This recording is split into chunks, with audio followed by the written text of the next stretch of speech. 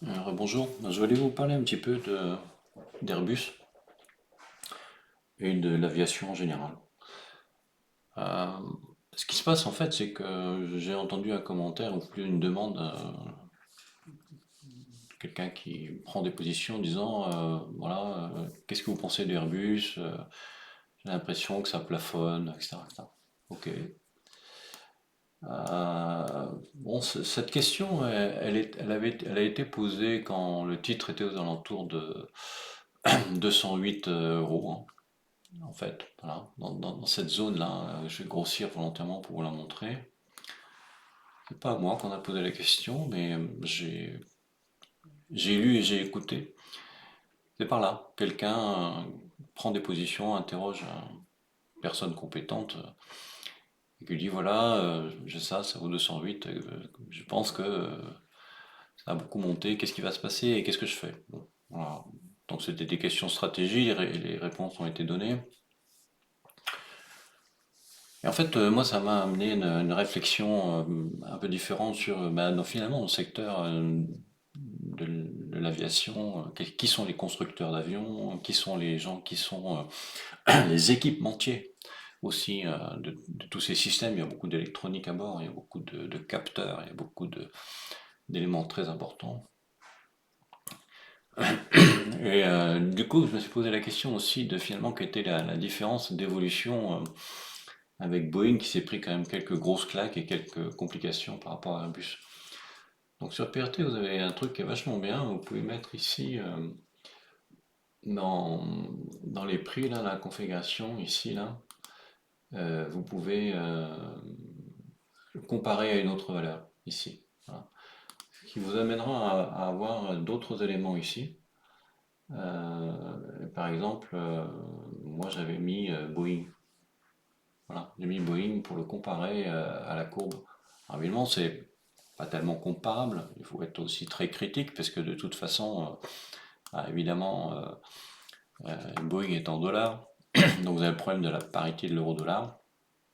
Mais quand même, ça vous donne une vision un petit peu comparative des deux sociétés. Alors on voit bien, hein, quand on regarde ça, on se dit tiens, Boeing ça marche mieux que Airbus, hop, ça. Ah, oui, il serait pas, oh, ça marche pas, hop, ça repart. Hop. Ah bah là, oui, à partir de 2000, 2016, là, ils ont eu une envolée, voilà, jusqu'en 2019, 2016-2019, voilà. Et puis le gros crash avec les complications, les problèmes financiers qui arrivent, etc. Et on revient comme par hasard, voilà, sur des zones à ce niveau-là. Et puis ça yoyote. Et puis voilà, on est en train de repartir d'asseoir. Ça sera très intéressant de regarder Boeing toute seule et pour voir ce qui se passe. Alors ça, c'était pour vous montrer ce que vous pouvez faire d'un point de vue technique, d'une part. Donc je l'enlève. Et après, je me suis posé les questions sur, en aviation, qu'est-ce qu'on a, qui fait quoi. Voilà. Donc j'ai commencé par regarder Boeing toute seule pour avoir une vision plus indépendante de l'euro-dollar. On la voit ici. Voilà, je l'ai tracé. J'ai tracé un petit peu Boeing. Et la courbe qui m'intéresse le plus, finalement, en sachant qu'on pourrait très bien aussi faire une trace de sécurité ici, que je vous fais en direct. Ça, là, on ne peut pas non plus éliminer complètement ces deux traces, c'est des traces mensuelles. Donc sur un mois, il faut être assez prudent tant qu'on n'a pas eu vraiment plusieurs touches euh, un peu successives. Donc là, on a l'impression que ça a l'air de se valider, quoi. Euh, mais tant qu'on n'a pas eu de touches successives, il faut être méfiant et se dire est-ce que mon analyse graphique est bonne ou pas. En tout cas, ce qu'on voit, c'est que bon, ils sont pris une belle douche, voilà. Et puis quand même, on a le regroupement ici, on a les boulangers, on a le regroupement de toutes les moyennes mobiles ici. Et puis finalement, on part en haut là. on casse, et puis on mèche, on revient, on est rejeté ici. Ok, très bien, donc c'est graphiquement plutôt favorable. On se dit, tiens, on ne peut-être pas laisser passer trop longtemps cette situation, hein. On voit bien ce qui s'est passé ici, quoi, hein. Ce qui a été très méchant, c'est ça, une énorme zone de dépression, avec un point ici qui est important, et qui, comme par hasard, revient ici. Bon, comme quoi, l'analyse graphique, moi je veux bien qu'on me dise que ça marche pas, mais tout le monde voit la même chose, hein, donc on peut faire une trace comme ça en disant, dans cette zone-là, ici, là, hop, voilà. Ah, c'est pas moi qui l'invente, hein, il se passe quelque chose et c'est un point de résistance. Voilà. On est venu en quelque sorte quasiment fermer le gap, mais voilà, et ça fait une résistance. Donc on va travailler cette zone est importante et il va se passer quelque chose. Voilà. Et d'ailleurs, maintenant on y revient. Voilà, donc ça c'est pour l'analyse du bowling. Donc moi je suis assez favorable sur le titre. En journalier, je trouve qu'elle est chouette aussi. Et donc je vais me la mettre gentiment en surveillance. Et je prendrai peut-être quelques trades dessus. Je pense que si elle pouvait revenir faire un appui par ici, 229, 218, ça serait intéressant. J'aimerais bien qu'elle prenne et qu'elle revienne. Ce qu'on attend, c'est casser les 258. Voilà. Ok, bon, je passe sur l'analyse de Boeing par rapport à Airbus. Du coup, je préfère actuellement Boeing à Airbus, à la fois pour le graphique et aussi à cause de l'euro-dollar. Parce que l'euro-dollar est quand même très bas, 1,18. On se demande si on va pas être à 1,20 et on se demande si on va pas être à peut-être à 1,25. Donc un dollar supérieur à 1,25, ça paraîtrait assez exceptionnel.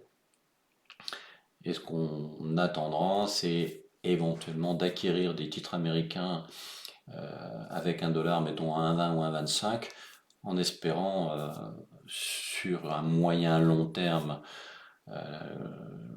de 9, 12, 18, 2 ans, 3 ans, que le dollar revienne vers les 1. Donc à ce moment-là, on engrangerait la variation du titre si elle a été bonne, plus les 25% sur l'euro-dollar. Donc on peut imaginer sur certains titres faire du 50%. Donc moi c'est ce qui me tente, évidemment, c'est ce que je voudrais. Après, entre ce qu'on imagine, ce qu'on veut et ce qu'on réalise, il y a toujours un petit gap. Mais voilà, c'est une idée que je vous soumets. L'autre idée pour finir cette vidéo, c'est ici vous avez une liste que j'appelle armement, parce que ça a été, à cause de l'Ukraine, beaucoup d'actualité. Si elle veut bien que je la prenne ici, voilà, pour que je vous la montre. Ah non, mais ça c'est le fichier, d'accord, c'est pour ça qu'il veut pas. Donc celle-ci, voilà, elle est là. Donc là-dedans, j'ai un mélange en fait des plus grosses sociétés aéronautiques, des sociétés de défense. Bon, il y a Boeing aussi, je n'ai même pas mis Airbus, j'ai l'impression. Elle devrait y être, ben, il va falloir, faudra que je l'ajoute, hein. Bien évidemment, parce qu'elle a toute sa place, il y a Dassault Aviation, etc. Bon. Ce que je voulais vous dire, c'est que quand on regarde purement les sociétés d'avions et non pas les équipementiers avions, par exemple Thales c'est un équipementier avion, bah, par exemple le producteur du F-35, c'est Lockheed. Bah, Lockheed, on voit quand même ce que ça fait, quoi. Voilà. Donc ça, en stratégie purement graphique et purement technique, personnellement, moi j'attends de voir ce qui se passe ici. Je touche pas pour l'instant, hein, parce que on peut très bien avoir une redescente effectivement dans cette zone, hein, une consolidation, parce que les moyennes sont très loin. Mais si on a des prix qui tiennent ici à plat, ça veut dire qu'on repartira encore plus haut, graphiquement parlant et en probabilité. Donc ça à surveiller. Une particularité, c'est que les équipementiers de Lockheed Martin du F-35, c'est Northrop. Et vous voyez que il se porte quand même pas si mal, le moins qu'on puisse dire.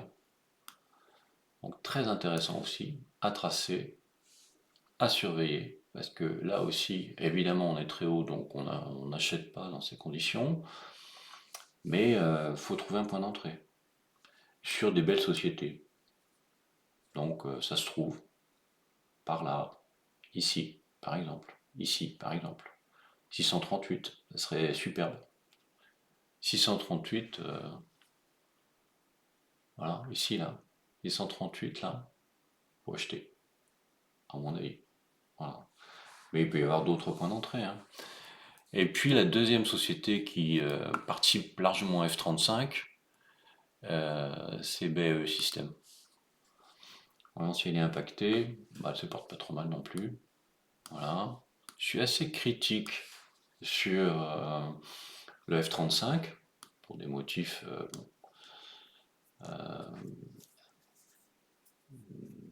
je dirais de technique et de tarification, etc. Je trouve que c'est survendu, c'est surcoté sur le plan image, c'est surcoté sur le plan technologique, de mon point de vue. Je m'intéresse pas mal à l'aviation, donc j'ai regardé les considérations techniques de vol surtout des différentes machines. Je pense que les Brésiliens et les Européens, notamment les Français, et même l'Europe, avec le Typhoon, l'Eurofighter, les avions de combat européens, ne sont pas ridicules. Voilà. N'empêche que sur le plan purement boursier et graphique, BAE, Northrop et Lockheed, ça fait quand même assez mal.